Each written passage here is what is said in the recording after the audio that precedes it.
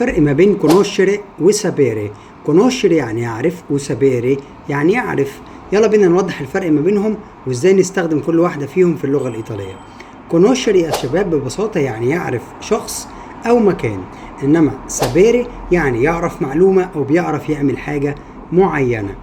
يلا بينا ناخد أمثلة عشان تفهمني. هنبدأ بسابيري. هقول لك so parlare italiano. so parlare italiano يعني أنا بعرف أتكلم إيطالي. هاخد مثال عليك، هقول لك مثلا sai dove Maria. sai dove Maria يعني أنت تعرف فين ماريا. أوكي.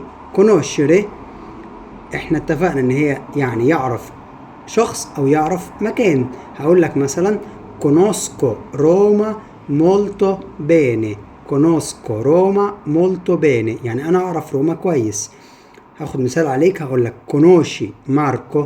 conosci Marco يعني أنت تعرف ماركو. وبس كده يا صديقي الجميل. اكتب في الكومنتات تحب نتكلم عن ايه في المرة الجاية. لو عجبك المحتوى ده ما تنساش تعمل لي فولو وتشير الفيديو مع اصحابك. ciao a tutti, ci vediamo alla prossima.